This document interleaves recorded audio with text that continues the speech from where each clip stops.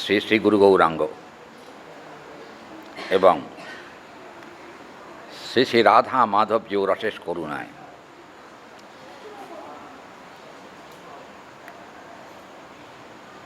আজকে আমরা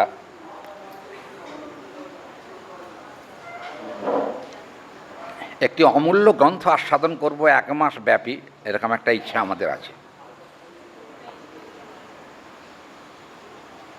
গ্রন্থটির নাম শ্রী গোবিন্দ লীলামৃতম। গ্রন্থটি রচিত হয়েছিল 443 বছর আগে।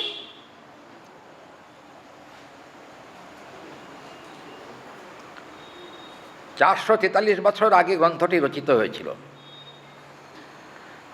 যিনি রচনা করেছিলেন, এখানে বসো, অত ব্যস্ত হবে না।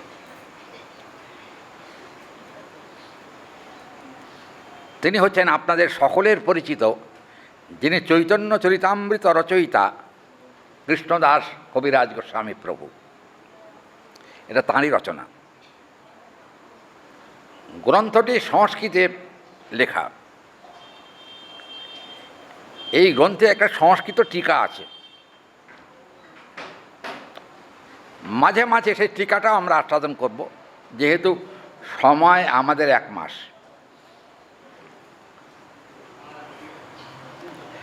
প্রথমত এই গ্রন্থটিতে কি আছে সেটা হলো, গ্রন্থটির নাম অনুসারে গোবিন্দ লীলামৃতম গ্রন্থটির নাম। গোবিন্দ লীলামৃতম গ্রন্থে গোবিন্দের কথা ছাড়া আর কিছু থাকা উচিত নয়, আপনারা নিশ্চয়ই বুঝতে পারছেন। তার একটা কথা,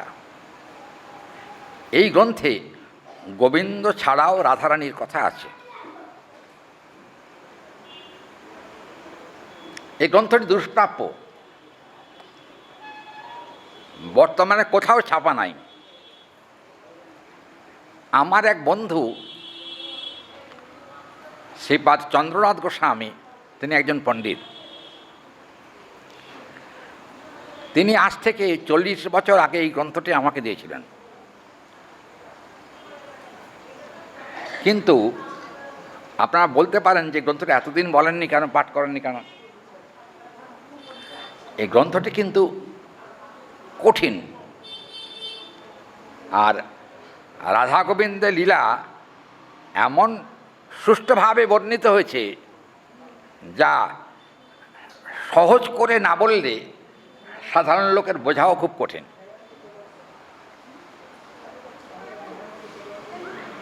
আর একটা গ্রন্থ সম্পর্কে ক্ষমা চেয়ে নিচ্ছি। একটু আগেই বলেছি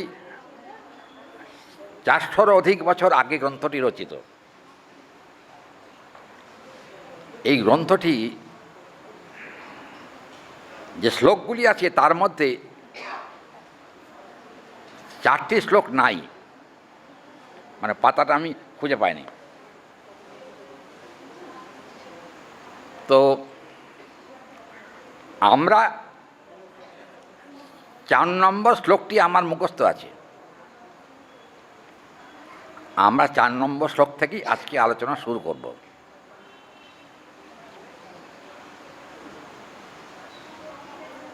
বাবারে, আমার গ্রন্থ না দেখলে অসুবিধা আছে। এই কোথায় গেল ক্যামেরাম্যান? আমাকে আরেকটু লাইট দিতে পারো কাছে? আচ্ছা, একটু লাইট হবে? না না, আমার একটা আলো দরকার। আসল কথা, গ্রন্থটি নষ্ট হয়ে যাচ্ছিল, আমরা বাঁধিয়েছি গ্রন্থটা, কিন্তু একটু বুঝতে অসুবিধা আছে। কারণ হলো, ওই একজনকে দিয়ে বাঁধানো হয়েছে, পাতাগুলো ছিঁড়ে গেছে। পাতাটা ছিঁড়ে যাওয়ার ফলে আসলে কিছু কিছু জায়গা আমার বুঝতে অসুবিধা হয়েছে। তবু আমরা সাধন করব গ্রন্থটি। আর এখন বয়স হচ্ছে তো, আসল কথা ওই যে বেশি দূর থেকে দেখতে একটু কষ্ট হয়।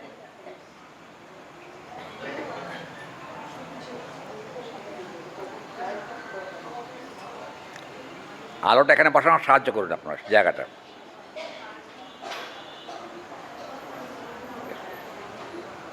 আপনারা এই গ্রন্থটাকে কিন্তু ধৈর্য ধরে ধারাবাহিকভাবে শুনবেন। হ্যাঁ, সংস্কৃত আছে বলে অত অধৈর্য হলে হবে না, বিশেষত মায়েরা একটু ধৈর্য ধারণ করে। এরপরে কিন্তু লীলা আসবে।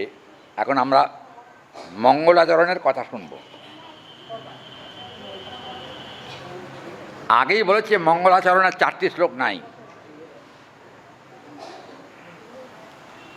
পাতাগুলি নষ্ট হয়ে গেছে। দেখছেন তো গ্রন্থের কলেবরের অবস্থা কি, পাতা একদম লাল হয়ে গেছে। এই গ্রন্থটির বয়স কত জানেন? আমার হাতে এসেছে 96 বছর আগের কথা বলছি। আমার গুরুদেব এই গ্রন্থটি আমাকে দেন। তো বুঝতে পেরেছেন, যখন তিনি আমাকে গ্রন্থটি দিয়েছিলেন তখন আমার বয়স বেশি ছিল না, মাত্র 13 বৎসর। এখন আমার প্রায় 80-র কাছাকাছি বয়স। কত বছর আগে গ্রন্থটি এসছে আপনারা বুঝতে পারছেন কি? কি হরি বল, কথা বলো। হ্যাঁ, কত হচ্ছে? 67 বছর আগে গ্রন্থটি আমি পেয়েছি। আমার গুরুদেব এই গ্রন্থটি প্রথমে আমাকে পড়তে বারণ করেছিলেন, কারণ রাধারানী এবং গোবিন্দের কথা এত সুস্পষ্ট রূপে বলা আছে এখানে, সকলে হজম করতে পারবেন না। কিন্তু হজম করাবার একটা ব্যবস্থা আছে। কি জানেন? হজম করাবার গুরুপাক খাদ্যে খাওয়ার পরে যদি হজমেগুলি খাওয়া যায় তাহলে কি হয়? হজম হবে না? ঠিক সেই রকম সাধুর বৈষ্ণব হলো হজমিগুলি,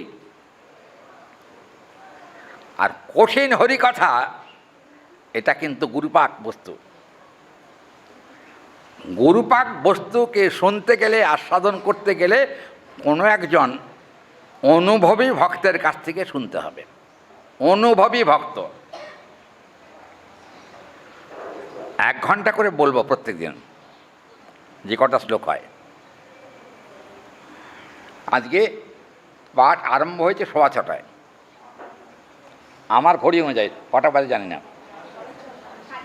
আচ্ছা, যাই হোক, আমার ইচ্ছা আছে আগামীকাল থেকে 6টায় বসবো। কারণ এখন ধরো নিয়ম সেবা তো শুরু হয়েছে আজকের থেকে। তো নিয়ম সেবাতে তো এর পরেও তো কাজ থাকে আমাদের। ধরুন আমাদের 3টায় উঠতে হয়, না উঠলে 4টায় কীর্তন আরম্ভ হয় না। তা ধরুন সেই জন্য আমাদের একটু আগে আগে বিশ্রাম করতে হয়। যাই হোক, সেটা কথা। আজকে আমরা এই অমূল্য গ্রন্থ আস্বাদন করবার জন্য গ্রন্থের আরম্ভে করি মঙ্গলাচরণ। গুরু বৈষ্ণব ভগবান এ তিনের শরণ। এটা মঙ্গলাচরণেরই একটি শ্লোক। দেখবেন যত বড় বড় রচয়িতা আছে তারা কিন্তু মঙ্গলাচরণ করেছেন গ্রন্থের আরম্ভে। কারণ কি মঙ্গলাচরণ করছেন? কারণ একটাই, শাস্ত্রে আছে মঙ্গলং ভগবান বিষ্ণু মঙ্গলং মধুসূদন। দেখবেন জগতে মঙ্গল যদি কিছু থেকে থাকে, যে বস্তুর কখনো অমঙ্গল হয় না। আমাদের কিন্তু কিছু মাঙ্গলিক কর্ম আছে। মাঙ্গলিক কর্ম বুঝেছেন তো মায়েরা? মাঙ্গলিক কর্ম কি? হ্যাঁ হ্যাঁ,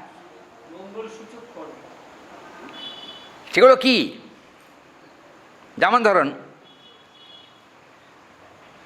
বাচ্চা যখন জন্মগ্রহণ করে 6 দিনে একটা 6 ষষ্ঠী হয়, এটা কিন্তু মাঙ্গলিক কর্ম।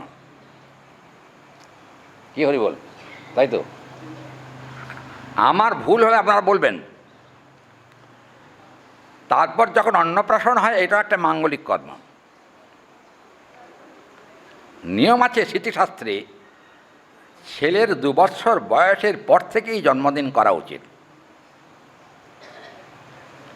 অনেকে আছে 5 বৎসরে করেন, করতে পারেন, তাতে কোনো আপত্তি নেই। কিন্তু শাস্ত্রে আছে 2 বৎসর থেকে জন্মদিন পালন করা যায়, এটাও কিন্তু মাঙ্গলিক কর্ম। কিন্তু একটা কথা, যখন বিদ্যা আরম্ভ হয়, বিদ্যা আরম্ভ, ছেলেমেয়েরা যখন লেখাপড়া শুরু করেন, সেটাও কিন্তু ওই স্কুলে যখন ভর্তি হয়, ওটাও কিন্তু মাঙ্গলিক কর্ম। যখন সে বিএ পাশ করে, মানে গ্র্যাজুয়েশন হয়ে যায়, সেটাও কিন্তু মাঙ্গলিক কর্মের অন্তর্গত। আর একটা বিশেষ মাঙ্গলিক কর্ম আছে, কি বলুন তো?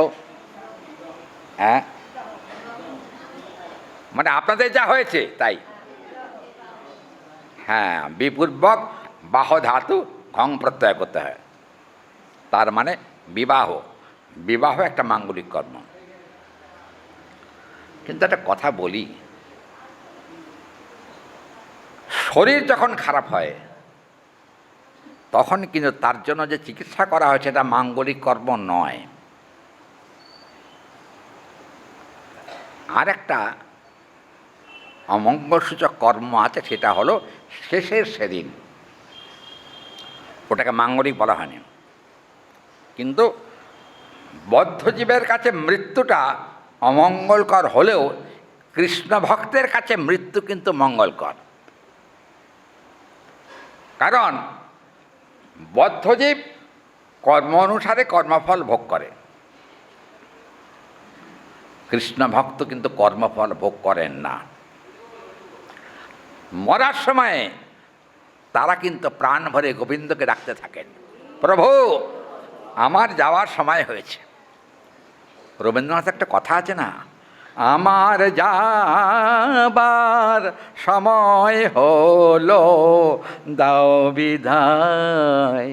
রবীন্দ্রনাথ বলেছেন না, আমার যাবার সময় হলো দাও বিদায়। কোথায় যাবেন? বিদায় নিচ্ছেন তো সংসারের কাছ থেকে, কোথায় যাবেন? একটু আগেই বলেছেন, বদ্ধজীব কর্মফল ভোগ করার জন্য বিভিন্ন যোনিতে জন্মগ্রহণ করে।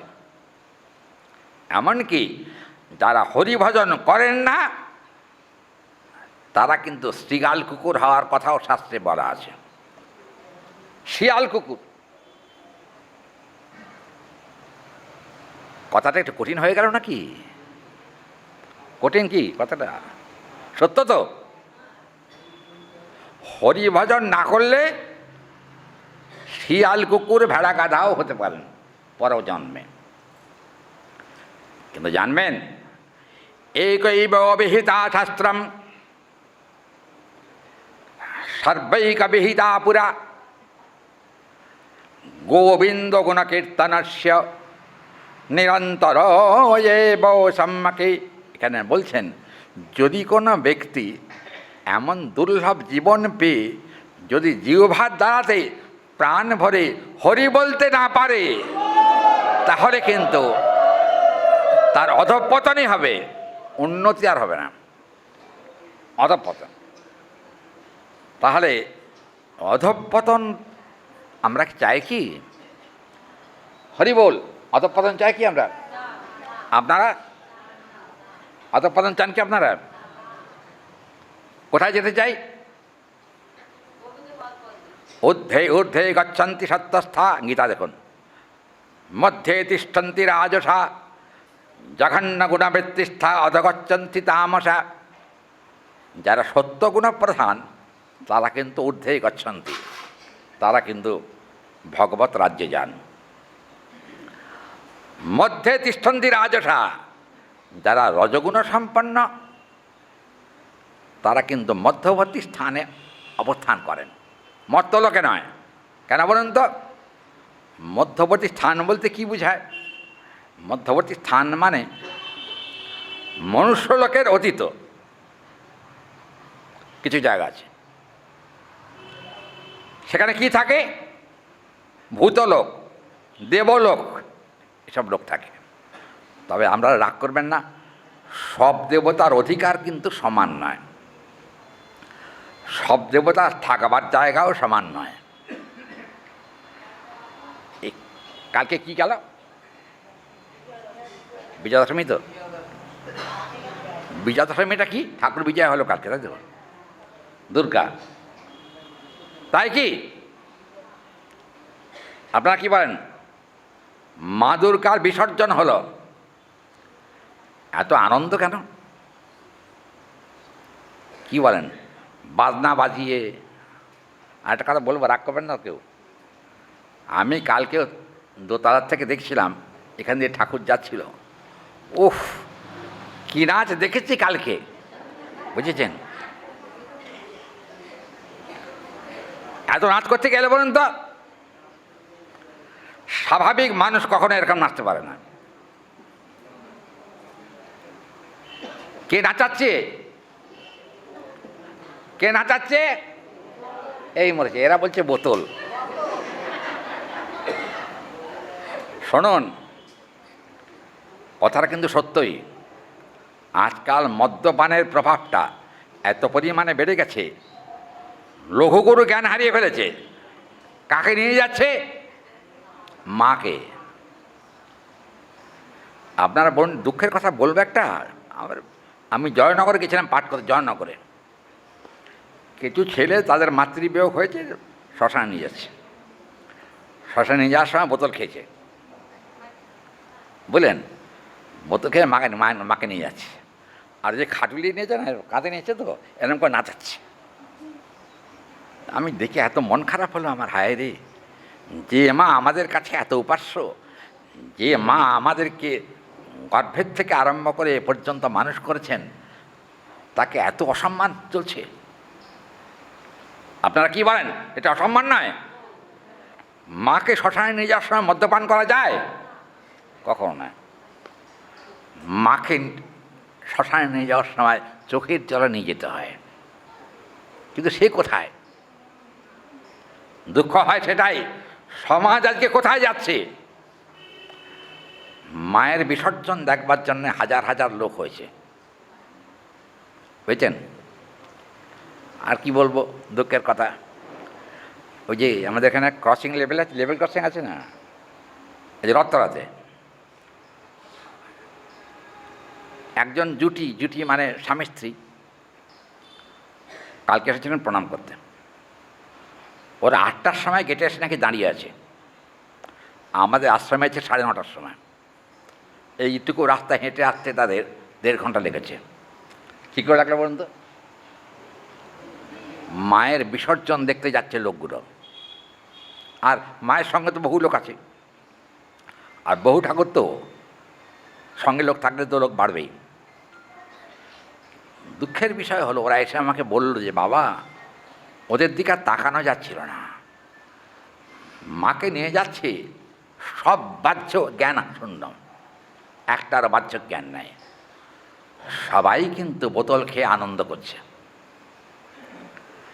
এটা মায়ের সম্মান না অসম্মান? কি বলেন আপনারা?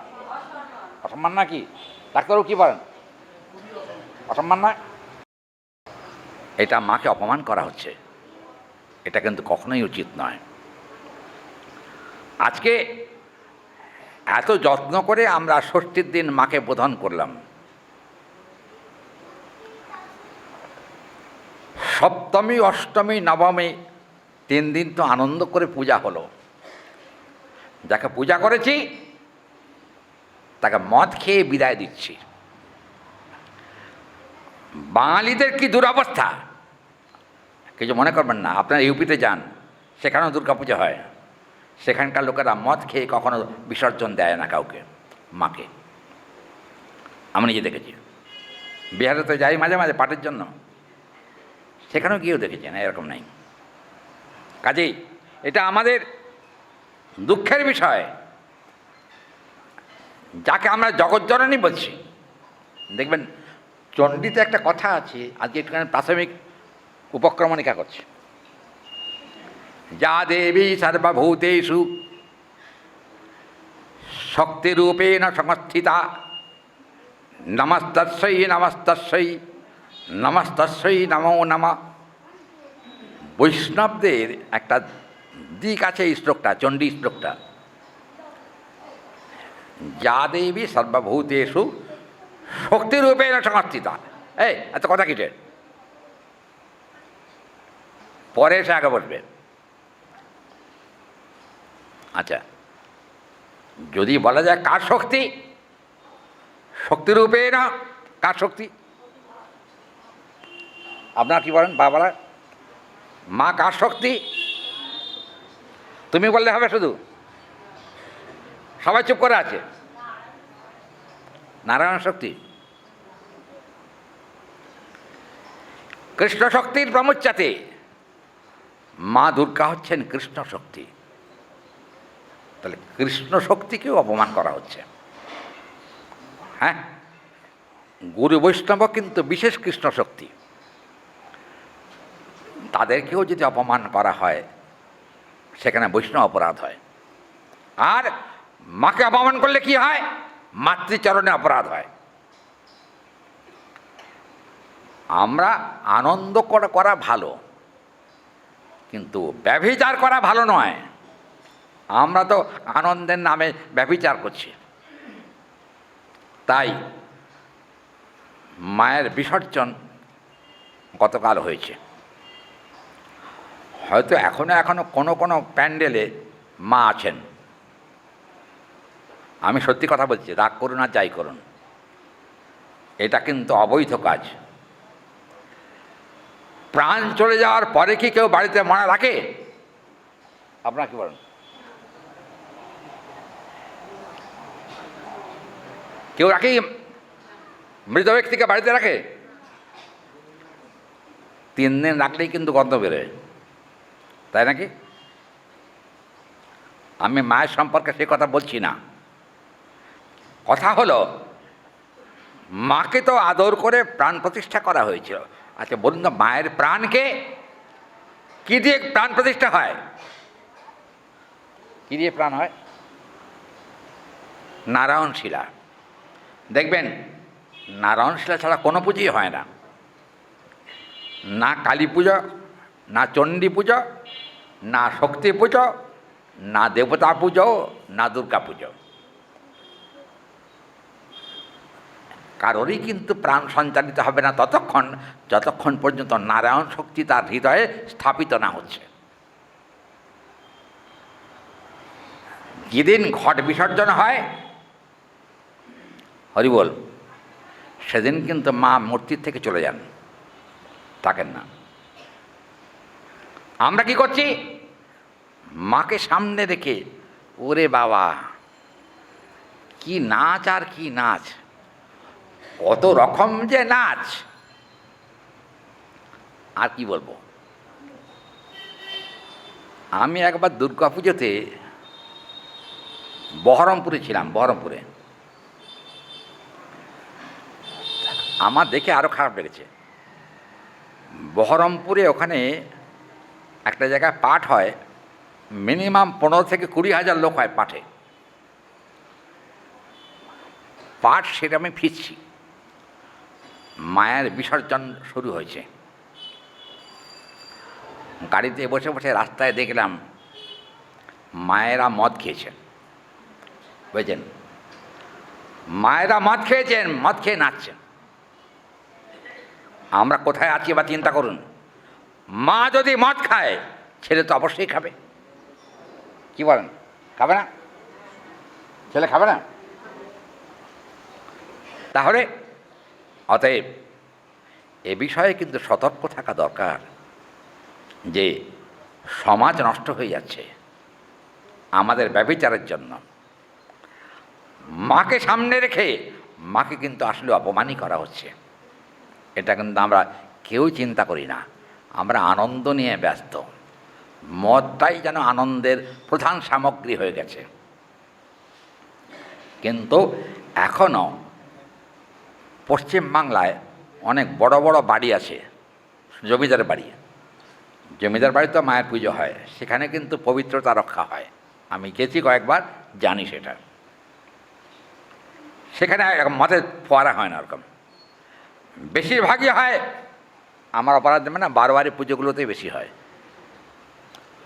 বাড়ির পুজোতে সেরকম করবার মতো সামর্থ্য সকলের থাকে না, করে না তারা। কেন? মাকে ডেকে নিয়ে এসে অপমান করে, এটা ঠিক না। কাজী আজকে হয়তো সমাজের এক শ্রেণীর লোকেরা আমাকে গালাগাল দেবে। আপনারা বলুন, একটাও কি মিথ্যা কথা বলেছি? এই যে ভক্তগণ, একটাও মিথ্যা বলেছে কি? কি আপনারা কি বলেন মিথ্যা কথাগুলো? তাহলে এটা কিন্তু চিন্তা করে আমাদের বাঙালিদের চলা উচিত। মাকে সম্মানের আসনেই বসিয়ে রাখা দরকার। তাকে অসম্মান করা এটা কিন্তু মোটেই সমীচীন নয়।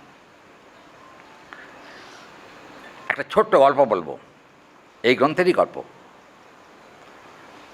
মা দুর্গা একবার গোলকে গেছিলেন।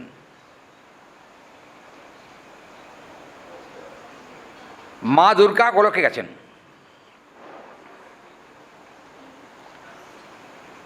গোলকে যে দাঁড়িয়ে আছেন, দুর্গাকে বললেন কাকে চাই? বলেন রাধারানী আর গোবিন্দকে দর্শন করব। বলে আচ্ছা আচ্ছা, আসুন আসুন। জানেন তো, যত কষ্টের দুর্গম জায়গা হোক না কেন, বৈষ্ণবের জন্য সব দুর্গম রাস্তাই খোলা। বৈষ্ণবের জন্য সব দুর্গম রাস্তা খোলা, এমনকি বৈকুণ্ঠ পর্যন্ত। বৈষ্ণবের কিন্তু সর্বোচ্চ গতাগতি। কি হলো? দুর্গা পরমা বৈষ্ণবী। তাই গোলকের দাঁড়িরা তাকে অভ্যর্থনা করে বলেন আসুন।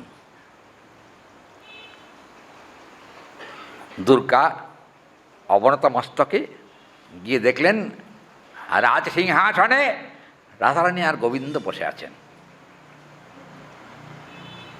তখন গোবিন্দ দুর্গা দেবীকে দেখে সিংহাসন থেকে উঠে দাঁড়ালেন।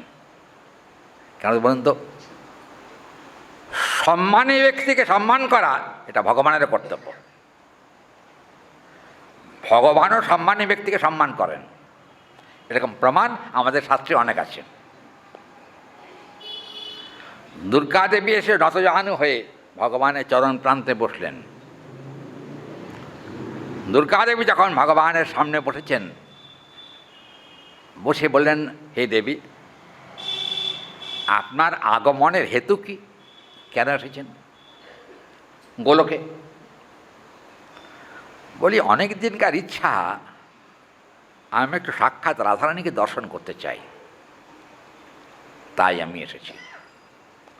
আপনারা গোপাল তাপনী উপনিষদ পড়বেন। গোপাল তাপনী উপনিষদে এ কথা আছে, দেখবেন। গোপাল তাপনী উপনিষদে একটা শ্লোক শুনিয়ে দেই, কি বলছেন এখানে। শিবাদি দেবতা বৃন্দই কালিকা সহমর্মকై দুর্গা দেব্যা সহোদে নেত্রম ত্রিলোকম অবিভাষতে। যার 3টি চোখ, 10টি হাত, 10টি অস্ত্র, তিনি হচ্ছেন দুর্গা। 3টে চোখ কেন বলুন তো? হরি বল। মায়ের 3টে চোখ কেন ডাক্তারবাবু? কার জানা আছে মায়ের 3টে চোখ কেন? হাত তুলুন, কার জানা আছে?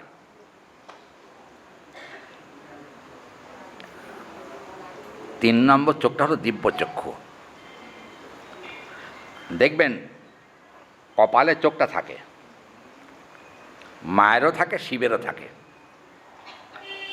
এখানে 3য় চক্ষু থাকার উদ্দেশ্য কি জানেন? ওটা দিব্য চক্ষু, তো দেখবেন ওই চক্ষু দিয়ে কিন্তু গোবিন্দ দর্শন হয়। দিব্য চক্ষুটা পাওয়া যায় কোথা থেকে? নরোত্তম ঠাকুর মহাশয় কি বলেছেন? চক্ষু দান দিলা যেই জন্মে জন্মে প্রভু সেই দিব্যজ্ঞান হৃদয় প্রকাশিত মরিরে দিব্যজ্ঞান হৃদয় প্রকাশিত। দিব্যজ্ঞান প্রকাশ করেন কে? 3য় চক্ষু। মায়ের আর শিবের 3য় চক্ষুটা আছে প্রকাশ্যে। একটা কথা, এই কপালে যে চক্ষুটা আছে না শিবের আর মায়ের, ওখানে কিন্তু সরাসরি তাকানো নাই, তাই কি নাকি? কথা ঠিক না? এই চোখ দিকে সরাসরি তাকাচ্ছেন শিব, ও চক্ষুকে কি বলা হয়? এই চোখটার নাম কি? না, দিব্যচক্ষু না, অর্ধ উন্মিলিত নেত্র, আর্ধেক তাকিয়ে থাকা। কেন বলুন তো? ধ্যান নেত্রম সর্বাভিমুখম তৃতীয় চক্ষুষামৃতে গোবিন্দ মনোহর দর্শনার্থম দিব্য চক্ষুষ্যাৎ প্রবেশম। এখানে বলছেন যে তৃতীয় চক্ষুটা শিবের আর মায়ের যে চোখ আছে এটা কিন্তু আর্ধেক তাকিয়ে আছেন। কেন বলুন তো? এটা দিব্য চক্ষুটা হলো ধ্যানোন্মিলিত চক্ষু। মা আর শিব দেখবেন কৃষ্ণের অষ্টদশতনাম আছে না?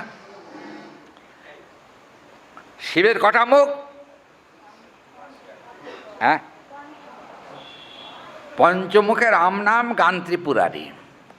শিবের চোখ কটা? আর তিনটে কেন? মাথা যদি 5টা হয় চোখ কটা হবে? এক এক মাথায় 3টে করে চোখ। কত হলো? 15টা হলো। দিব্য চোখ কটা? 5টা।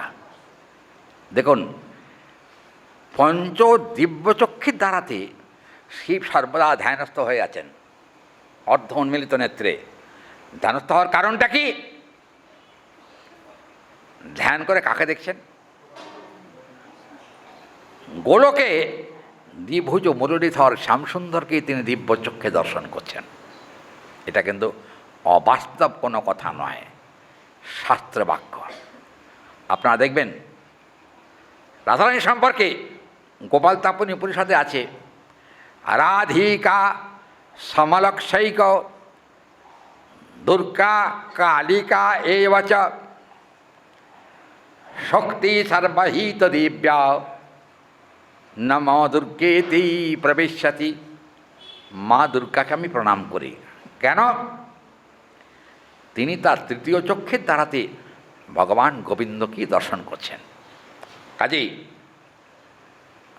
দুর্গা পূজা গেল, শুরু হলো কি? দুর্গা তো বিজয় হয়ে গেল। বিজয় মানে কি? বিসর্জন। তাই কি না? একথা একদম সত্য নয়। বিজয় মানে বিসর্জন নয়, বিশেষ রূপে জয়। কে কাকে জয় করল? গতকালের যে তিথি ছিল ওই তিথিতে রাবণ বধ করেছিলেন রামচন্দ্রকে।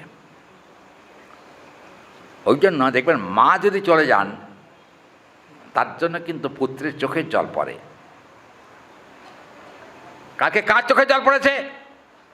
মা চলে যাওয়ার পরে পড়েছে কি? হ্যাঁ, না, চোখের জল পড়েনি। আনন্দ, আনন্দ বুঝছেন? আনন্দ বুঝেছেন তো? একটু আগে বললাম ওই আনন্দ। কিন্তু একটা কথা, মা যখন চলে যান মূর্তি ছেড়ে, ঘর যখন নেড়ে দেওয়া হয়, মা চলে গেলেন, কাকে নিয়ে আনন্দ হচ্ছে? হরি বল। কাকে নিয়ে আনন্দ হচ্ছে? কি কথা বলে না? রামচন্দ্রকে নিয়ে আনন্দ। মায়ের দেহটা পড়ে আছে, ওই দেহটাকে নিয়ে আনন্দ, কিন্তু ভেতরে গোবিন্দ নাই। গোবিন্দ না থাকলে সেটা কি হয়? গোবিন্দ না থাকলে কি হয়? মৃত। না, মাকে সে কথা বলা যাবে না। মা মৃত নন, কিন্তু মর্তলোকে এসেছিলেন এই কদিনের জন্যে। এই লোক ছেড়ে, মর্তলোক ছেড়ে তিনি তার লোকে চলে গেছেন। এটাকে মরণ বলে না। কাজে দেখেন না, বাপের বাড়ি ছেড়ে শ্বশুর বাড়ি যাওয়া, বোঝা গেল কথাটা? তাই তো ভুল বললাম? হ্যাঁ, তার স্থান তো কৈলাসে। এসেছিলেন মাত্র 3 দিনের জন্য। ষষ্ঠীকে যদি ধরেন তাহলে 4 দিন, কিন্তু এসে মা চলে গেলেন আবার শিবের কাছে।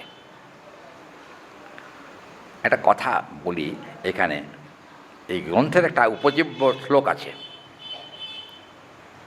এটা তো রাধা গোবিন্দের লীলা এই গ্রন্থে। তো এখন এই বলতে বলতে পার সময় চলে যাচ্ছে, আর আধ ঘন্টা আছে, আধ ঘন্টা না তারও কম আছে। আচ্ছা, হরি বল। দুর্গা পূজা শেষ, শুরু হয়েছে দামোদর ব্রত একাদশী থেকে। এই ব্রতের কিন্তু আর একটা নাম আছে। কি নাম মনে আছে কারোর? কার মনে আছে? হ্যাঁ, পুরুষোত্তম ব্রত নয়, এটা ঊর্জব্রত।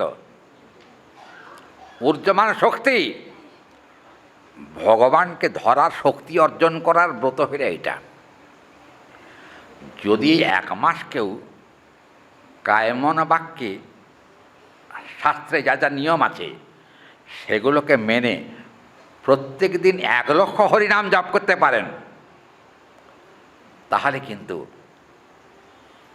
ঊর্জব্রত পালন করার সার্থকতা। মানে শেষের দিনে রাধিকা চরণ পদ্ম সকল শ্রের সদম, দেখবেন তিনি কি পাবেন? তিনি অনায়াসে পাবে গিরি ধারি, অনায়াসে পাবে গিরিধারী, অনায়াসে পাবো। কি করে?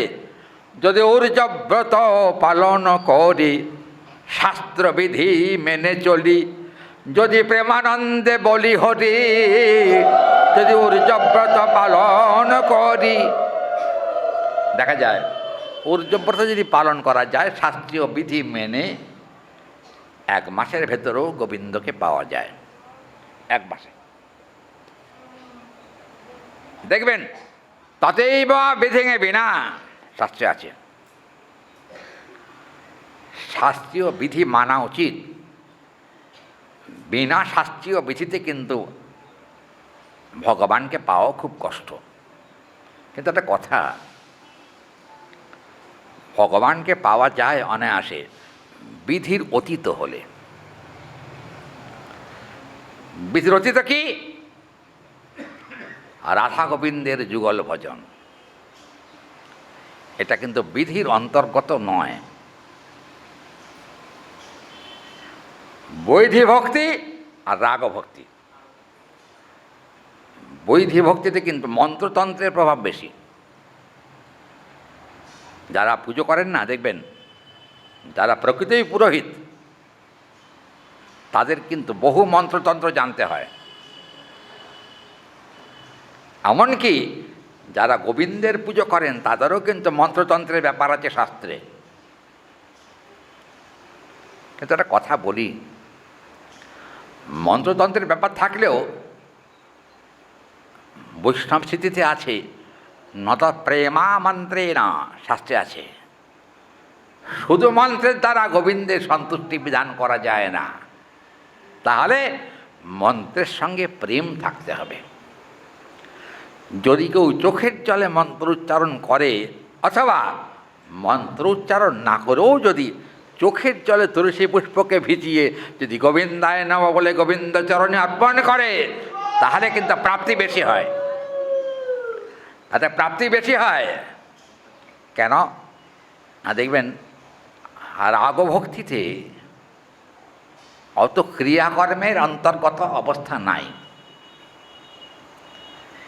ক্রিয়াকর্ম সেখানে কম, কিন্তু প্রেম আছে, ভালোবাসা আছে। ভালোবাসাটা কি? শুনুন, ভালোবাসার প্রেম কিন্তু এক নয়, বুঝছেন? ভালোবাসা হলো মরণশীল, প্রেম কখনো মরে না, তিনি মৃত্যুর অতীত। প্রেমের কখনো মরণ হয় না, কিন্তু ইহ জগতের ভালোবাসার মৃত্যু হয়, হয় না? কী বলেন আপনারা? এখানকার ভালোবাসার মরণ নাই?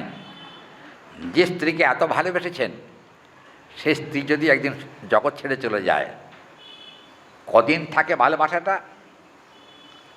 হরি বল, কদিন থাকে? হ্যাঁ, শুধু অল্প দিন কি, বছর ঘুরতে না করতে আর একটা বিয়ে করে। আজকাল কিন্তু এরকম হচ্ছে। তাহলে কিসের ভালোবাসা? এটাকে ভালোবাসা বলে না। কিন্তু জানবেন, স্ত্রী মারা যেতে পারে, স্বামীও মারা যেতে পারে, কিন্তু গোবিন্দ কখনো মরে যান না। অনন্তকাল ধরে ভক্তের সঙ্গে সঙ্গেই তিনি থাকেন। ভক্ত তাকে বুকে করে রাখে। ভক্ত যদি এ দেহ ত্যাগ করেও চলে যায়, আবার যে দেহ পাবে সেখানেও কিন্তু গোবিন্দই তার সঙ্গে অবস্থান করবেন।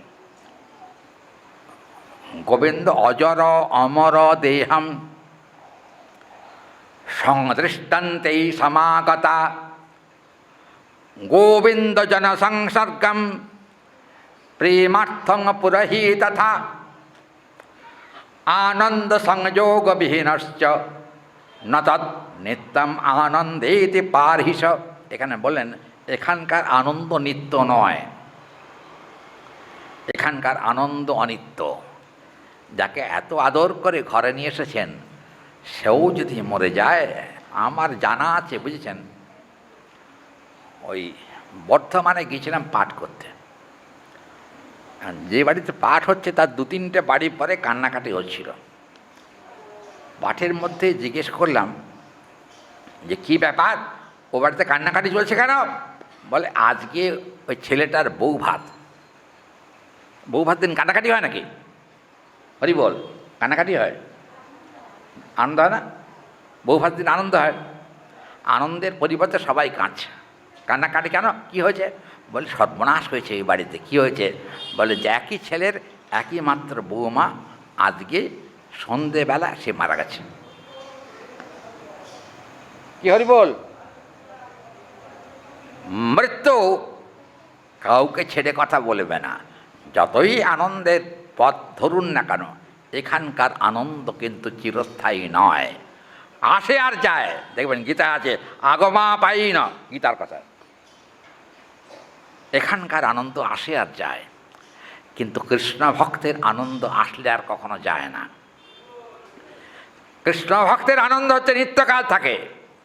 এমনকি মরার সময় দেহ যখন ত্যাগ হয়, কৃষ্ণনাম স্মরণ করতে করতে যদি তার দেহ ত্যাগ হয়ে যায়, ত্যাগ হলে কোথায় যায়?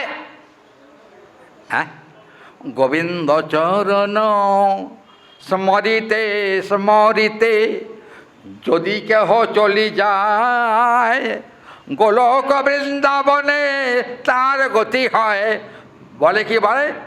নিরন্তর কহে রাধায়, হে রাধে একবার দয়া করো, আমি গোবিন্দ সেবা যেন লাভ করতে পারি। আরে প্রেমানন্দে হরি বলি, আমি গোবিন্দ সেবা যেন করতে পারি। দেখুন, আরাধয়া পরায় পেতাস্তে, দেখবেন এখানে শাস্ত্রে বলা হয়েছে এই কথা।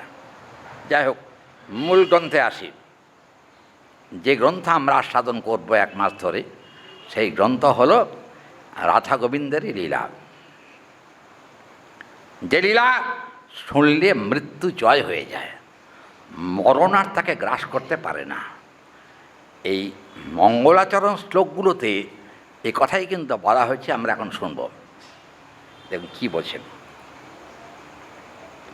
এখন আপনারা আমাকে একটু সহযোগিতা করবেন, কারণ হলো এই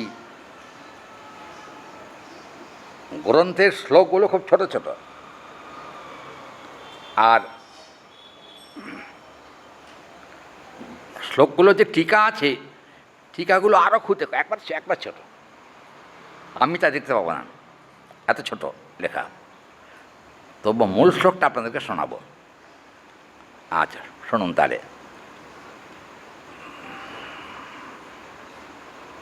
হ্যাঁ, কঞ্জাগোষ্ঠাম নিশান্তে এই চাপ, এগুলো শুনুন। এই শ্লোকগুলো কিন্তু খুব কঠিন, কবিরাজ গোস্বামীপাদের লেখা শ্লোক।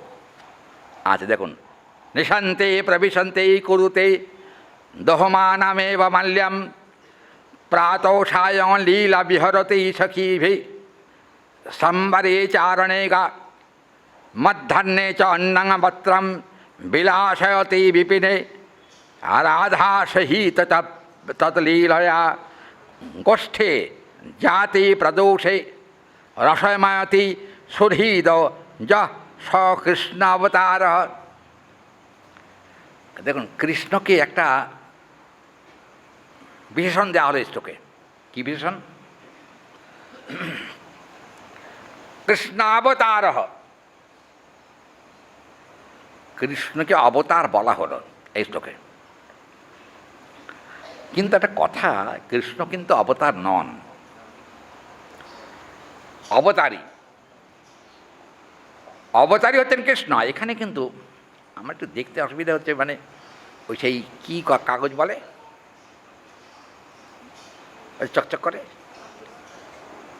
ওই কাগজ দিয়ে এখানে পাতাগুলোকে মাতানো হয়েছে, ওই জন্য দেখতে একটু অসুবিধা। আচ্ছা দেখছি। জেনে নিশান্তে মানে রাত্রি শেষে গোষ্ঠী গমন করেন। রাত্রি শেষ কেন? হরিবোল। আর রাত্রি শেষ হলেই তো গোষ্ঠ শুরু হয়, তাই নাকি? গোবিন্দের যে গোষ্ঠী তা কিন্তু প্রাতঃকালে, নিশান্তে। রাত্রি যখন শেষ হয় তখন কিন্তু মায়ের কোলে খাবার খেয়ে গোপাল গোষ্ঠে যান। গোষ্ঠে কারা থাকে? হরিবোল।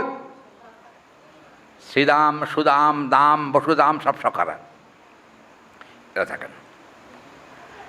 গোপাল কিন্তু অন্যান্য শাখাদের মতো আগেই বেরিয়ে আসেন না, তিনি কিন্তু সখারা এসে তাকে নিয়ে যায়। কেন বলুন তো? আসল কথা, গোপাল হলো নন্দরাজার ছেলে, নন্দের পুত্র। আর রাজপুত্রের একটা মর্যাদা আছে না? কি বলেন? আর রাজার ছেলে কিন্তু একটা মর্যাদা আছে। কি মর্যাদা? রাজার ছেলে সবার সঙ্গে ঘোরে না। কিন্তু কৃষ্ণের বন্ধু কারা? শ্রীদাম, সুদাম। এরা কারা? সখ্যরসের নিত্য সঙ্গী। গোবিন্দের সখ্যরসের নিত্য সঙ্গী হচ্ছেন শ্রীদাম, সুদাম, দাম, বসুদাম ইত্যাদি। শ্রীদাম সব এরা আছেন, অনেক সখা। আমার বলবার উদ্দেশ্য হচ্ছে যে এই গোষ্ঠে গমন করছেন কখন? এখানে বলছেন নিশান্তে কুঞ্জ থেকে বেরিয়ে তিনি গোষ্ঠে যাবেন। কিন্তু মা যশোদা অপেক্ষায় আছেন গোপাল কখন আসবেন। গোপাল কখন আসবেন? কোথায় ছিল? হরিবল। রাত্রিবেলা গোপাল কোথায় ছিল? কি বলেন আপনারা? কি শুনছেন? পাহাটার দিন রাত্রি গোপাল কোথায় ছিল? যতদিন কোলে নিয়েছিলেন ততদিন পর্যন্ত মায়ের কাছেই থাকতেন, মানে নন্দালয়ে। আর যখন একটু হাঁটা চলা শুরু হয়েছে তখন থেকে কিন্তু সখাদের সঙ্গে বেড়ান তিনি, মায়ের কোলে আর থাকেন না।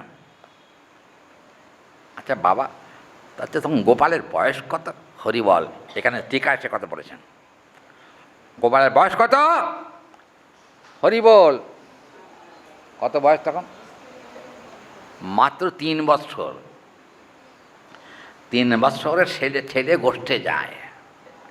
কি বলেন আপনারা? অনুভব করতে পারেন কি? 3 বছরের ছেলে সকালের সময় গোষ্ঠে যায়? ক্ষমতা আছে। কিন্তু সাধারণ মানুষের ক্ষমতা না থাকতে পারে, সাধারণ বাচ্চাদের ক্ষমতা না থাকতে পারে, কিন্তু কৃষ্ণ আসলে তত্ত্বে বাচ্চা নন।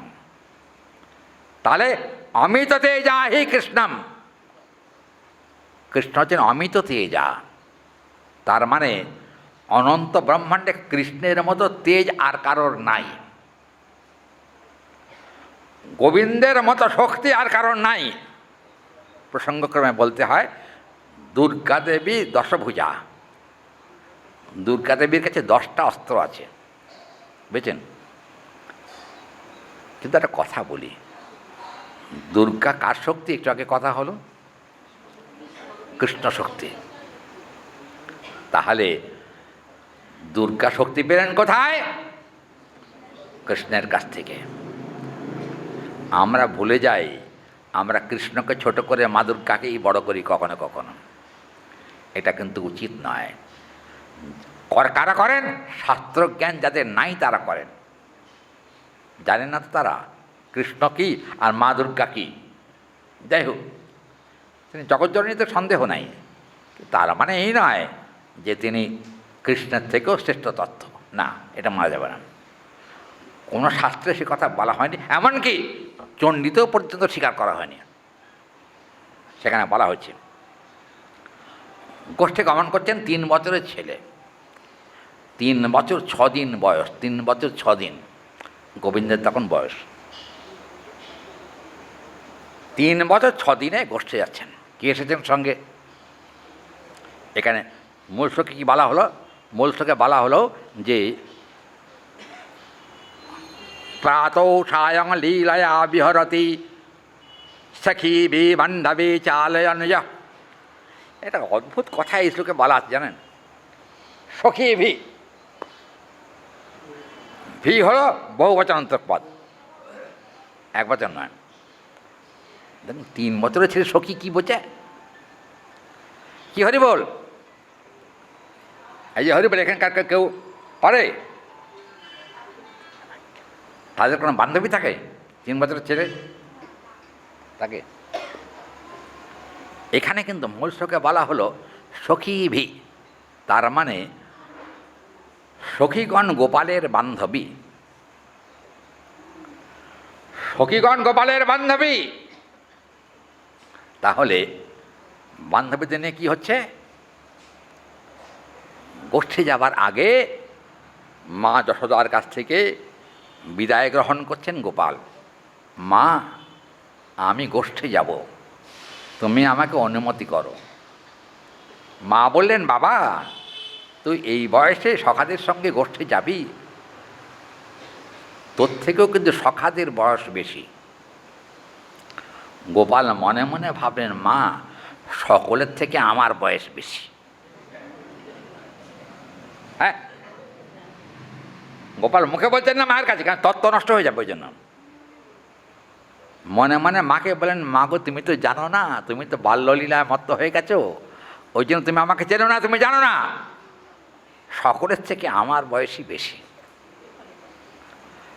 দেখতে আমি 3 বছরের ছেলে বটে, কিন্তু মা শিবব্রহ্ম আমার চরণ ধ্যান করে থাকে। কাজে মা সত্য করে তোমাকে জানাচ্ছি, মা আমি এখন গোষ্ঠে যাব।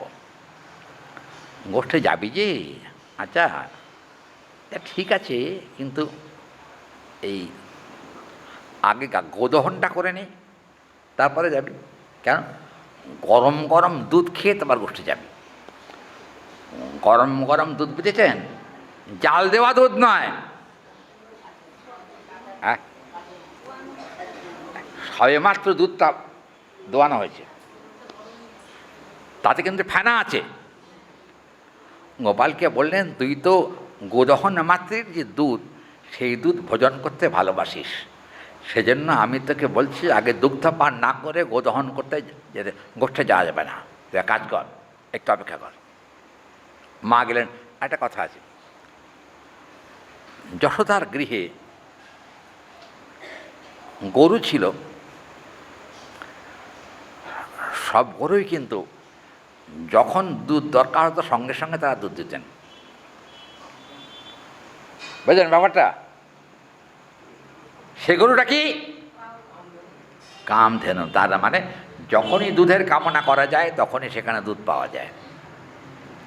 কিন্তু একটা কথা, কামধেনুর মধ্যে আবার ক্লাসিফিকেশন আছে।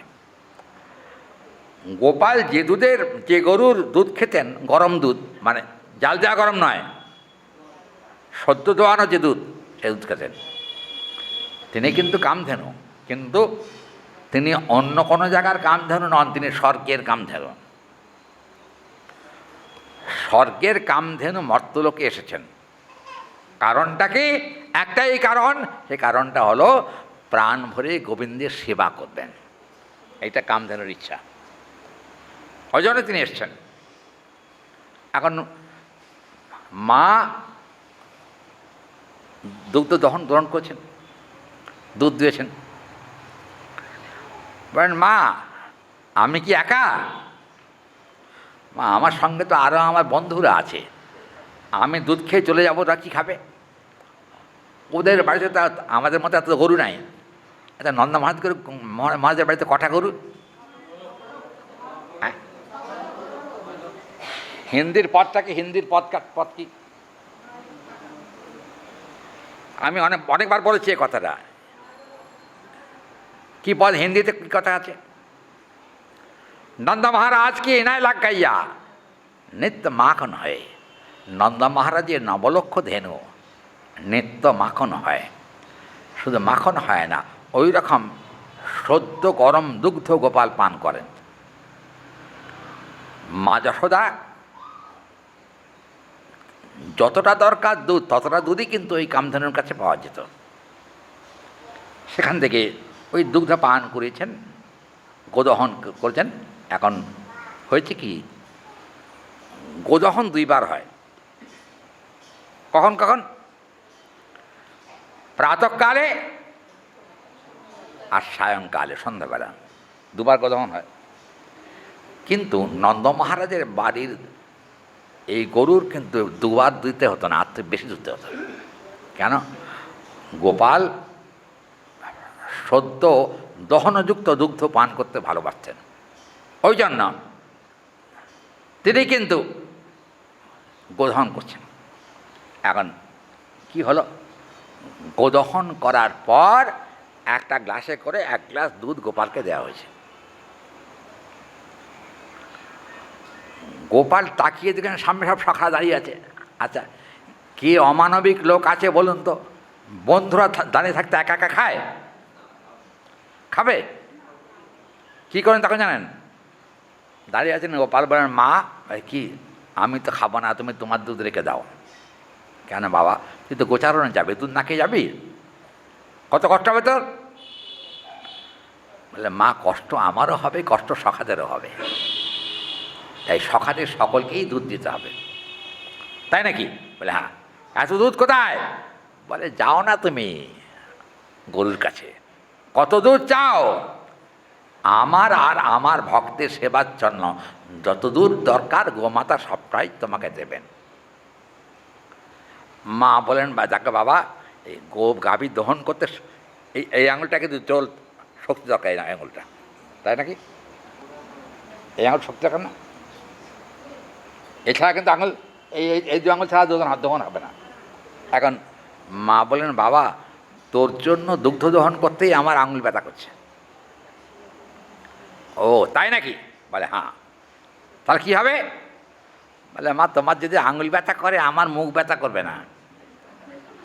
হ্যাঁ, মুখ ব্যথা, তোমাকে আর গ্লাসে করে দুধ আমাকে দিতে হবে না।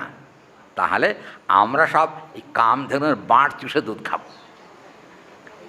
কী করলেন জানেন গোপাল? আচ্ছা, কটা বাঁট ছিল? হ্যাঁ, 4টে। গোপাল যে কামধেনুর দুধ খেতেন সেটা 8টা বাঁট ছিল। 8টা বাঁট, 8টা বাঁটে 8 জন সখা ধরেছে। হরিবোল, কি অপূর্ব সভা হয়েছে দেখুন। এখানে মূল শ্লোক বলছেন সে কথা। শিব ব্রহ্মাদিকং দর্শয়ন্তৎ সমাসার বেশ ভূতলে দুগ্ধপানৌ অষ্টৌ ক্ষেত্রম সখাতি সমগ্র ভবেৎ। এখানে শ্লোকে বলা হলো যে 8টা বাঁটে 8 জন মুখ দিয়েছে। এটা কি মজা হচ্ছে জানেন? এত পরিমাণে দুগ্ধ দান করছেন কামধেনু, প্রত্যেকেরই কিন্তু এই জায়গা দিয়ে দুধ গড়িয়ে পড়ে যাচ্ছে, বুঝছেন? বাছুরগুলো কী করছে জানেন? বাছুরটা যার বিশেষ করে গোবিন্দের এখান দিয়ে যখন গড়িয়ে পড়েছে, বাছুর এসে গোবিন্দের এখান থেকে চেটে চেটে দুধ খাচ্ছে। যখন চেটে চেটে দুধ খাচ্ছে, তখন নন্দরানী তাকিয়ে দেখছেন।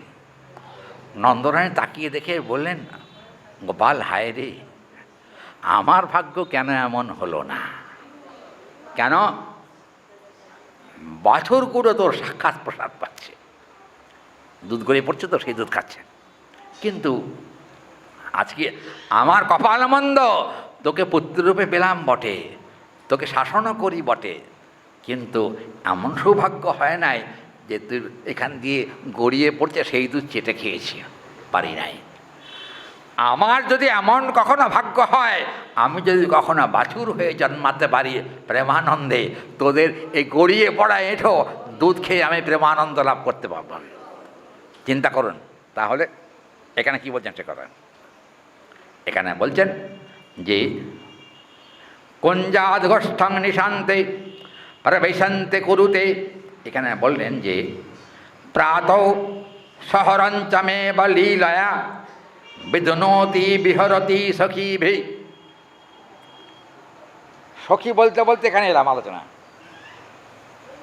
সেই সময়ে গোপালের সখী যারা, তারা এসে ওই দৃশ্য দেখেছেন।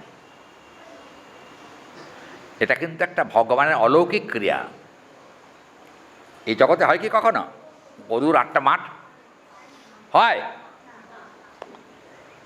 একটা গরু 8 জনে মিলে খেতে পারে? আপনারা কি বলেন? 8 জন,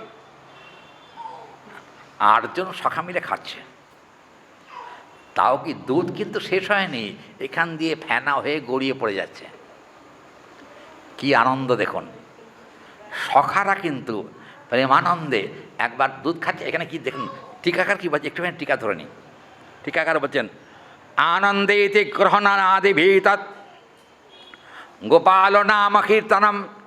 বলছে সখারা দুধ খাচ্ছে, এরকম করে দুধ খাচ্ছে, আর একবার করে গোপাল থেকে তাকাচ্ছে আর বলছে গোপাল কি রে, কিছুই বলে না। এবার দেখুন ওই গোপালের দিকে তাকাচ্ছে আর বলছে গোপাল কি, গোপাল কি, এই বলছে। যখন সবাই মিলে বলছেন, আবার দুধ খাওয়াও কিন্তু বন্ধ নয়, ওই গোপালের জয় জয় দিচ্ছেন, আবার বাটি এসে মুখ দিচ্ছেন। মা জিজ্ঞেস করছেন যশোদা যে গোপাল ভাত খাবি কখন? হ্যাঁ, ভাত খাবি কখন? গোপাল বললেন ভাতের বাবাকে খেয়েছি। বললেন কেন বলুন তো? ভাতে যা ভিটামিন আছে তার থেকে দুধে ভিটামিন বেশি। কি বলেন? আমি কি ভুল বললাম কি ডাক্তার? ভাতে যা ভিটামিন আছে তার থেকে দুধে ভিটামিন বেশি। পেট ভরে যদি দুধ খাওয়া যায়, কিন্তু আপনারা আমার অপরাধ নেবেন না, এখানকার লোকেরা আমরা যারা পেট ভরে দুধ খেলে কিন্তু হাসপাতালে যেতে হবে। কথা ঠিক না? হ্যাঁ, বলছি দুধ সুষম খাদ্য, কথা ঠিকই, কিন্তু কথাটা হলো আমাদের কিন্তু হাসপাতালে যেতে হবে পেট ভরে যে দুধ খাওয়া যায় গলা পর্যন্ত। কিন্তু এরা দুধ খাচ্ছেন, কিন্তু ভাগবতে এমন কোনো কথা উল্লেখ নেই কোথাও যে গোপালের পেট খারাপ হয়েছে। কোনো জায়গায় পাঠে শুনেছেন কি এরকম কথা? কেউ বলেছে কোনোদিন গোপালের পেট খারাপ হয়েছে? না, হয় না। ব্যাধি কখনো গোপালের কাছে আসে না। কেন বলুন তো? যার নাম করলে সব ব্যাধি মুক্ত হয়ে যায়, তার আবার ব্যাধি কোথায়? তার ব্যাধি নেই। এখানে বলছেন সে কথা যে কীরকম দেখুন, এখানে টিকাকাররা হে গোবিন্দ জয় গৌর হরি, আরে বাবা বলতে বলতে আনন্দে এসে গেছে, তখন আর সময় থাকে না, বুঝছেন না? আর এই গ্রন্থটি এত মিষ্টি, এত মধুর, যা কিন্তু আস্বাদন করলে বুকটা ভরে যাবে আনন্দে। হ্যাঁ, এই গ্রন্থটি, শ্লোকটাকে শেষ করি। আচ্ছা, এখানে বলছেন গোপাল কিন্তু সায়ংকালে এবং সকালে মা গোদহন করেন, কিন্তু গোদহনের অপেক্ষা নাই, এরা কিন্তু আগেই দুগ্ধপান করে নেয়। ওই জন্য যিনি পূর্বাহ্ন সময়ে গোচারণ করেন, সখাগণের সঙ্গে ক্রীড়া করেন, যিনি মধ্যাহ্ন সময়ে ও রাত্রিকালে বনমধ্যে বিহার করেন বা বিলাস করেন, যিনি অপরাহ্ন সময়ে গোষ্ঠে গমন করেন এবং সন্ধ্যাকালে সুহৃদগণের সঙ্গে ক্রীড়া করেন, সেই শ্রীকৃষ্ণ অনাদির আদি গোবিন্দ সর্বদা আমাদের রক্ষা করুন। মঙ্গলাচরণ শ্লোক। হ্যাঁ হ্যাঁ, সর্বদা আমাদের রক্ষা করুন। তাহলে এই ডাক্তার পাঠ শুনে শুনে খানিকটা বোধ এসে গেছে। হ্যাঁ, বস্তু নির্দেশ কে? কৃষ্ণই হলেন আমাদের একমাত্র ইষ্ট। আর আশীর্বাদ কে? ওই গোবিন্দ, যে গোবিন্দের কথা শুনছি ওই গোবিন্দ চরণে যেন তোমার মতি থাকে, এটা হলো আশীর্বাদ। এই শ্লোকের ভেতরে কিন্তু দুটো কথাই বলে দেওয়া হয়েছে।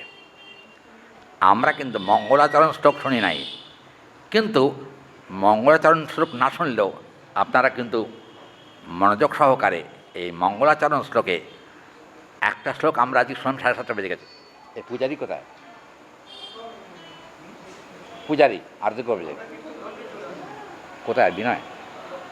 হ্যাঁ আছে, জানো তো? এই পূজারি আছে উপরে? আচ্ছা, ট্রেনে আসুক, একটু দু চার কথা বলি। এখানে কিন্তু কথা প্রাতঃকালের কথা বলা হয়েছে, এখানে এই শ্লোকে দুপুরবেলার কথা বলা হয়েছে, বিকেলবেলার কথা বলা হয়েছে, সন্ধ্যাবেলার কথা বলা হয়েছে, আর রাত্রিবেলার কথাও বলা হয়েছে। একটা শ্লোকেই কিন্তু এই 5টা সময়কার কথা বলে দেওয়া হয়েছে। আজকে তো ধরুন রাত্রি হয়েছে, 7:30 বেজে গেছে, তাই আমরা এটা দেখব যে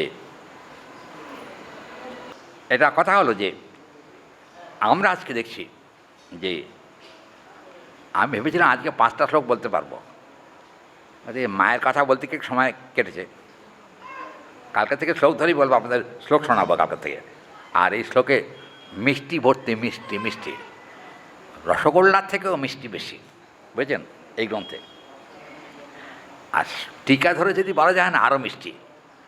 টিকা ধরে বলতে গেলে একটা শ্লোকও রোজ বলা যাবে না, তাই আর কি বলবো, ইচ্ছা রইল। আর আপনারা আমাকে একটা আশীর্বাদ করবেন, আমি যেন 1 মাস আপনাদেরকে হরিকথা শোনাতে পারি। কেন জানেন, শরীর তো ঠিক থাকে না সবসময়, এখন তো বয়স হয়েছে, পারি না আগের মতো পরিশ্রম করতে। কিন্তু যদি বৈষ্ণবের আশীর্বাদ পাওয়া যায়, আশীর্বাদে কিন্তু অনেক শক্তি আছে। গুরু বৈষ্ণবের আশীর্বাদে এমন শক্তি লাভ হয় যে শক্তির দ্বারাতে কৃষ্ণচরণ পর্যন্ত প্রাপ্তি হয়ে যায়, এতে কোনো সংশয় নাই। তাই আজকে আমরা এই গোবিন্দ লীলামৃতম গ্রন্থের এতে কিন্তু প্রায় 500 শ্লোক আছে এই গ্রন্থে। এর যা ব্যাখ্যা আছে বুঝেছেন, 5টা শ্লোক বললে 1 মাস ফুরিয়ে যাবে, বুঝেছেন। এই গ্রন্থ কিন্তু 6 মাস থেকে 1 বছর লাগে গ্রন্থ শেষ করতে। কাজে যাও, যে সুযোগ পাই আপনাদের শোনাবো, যদি বেঁচে থাকি। আর আপনারাও গৌরকে বলুন, আমি আরও কিছুদিন বেঁচে গিয়ে প্রাণ ভরে যেন তার কথা বলতে পারি, এটি আমার প্রার্থনা আপনাদের কাছে। আপনারা আমাকে শক্তি অর্জন করুন, দান করুন, আপনাদের শক্তির দানাতে আমি যেন প্রাণ ভরে গৌর গোবিন্দের কথা বলতে পারি।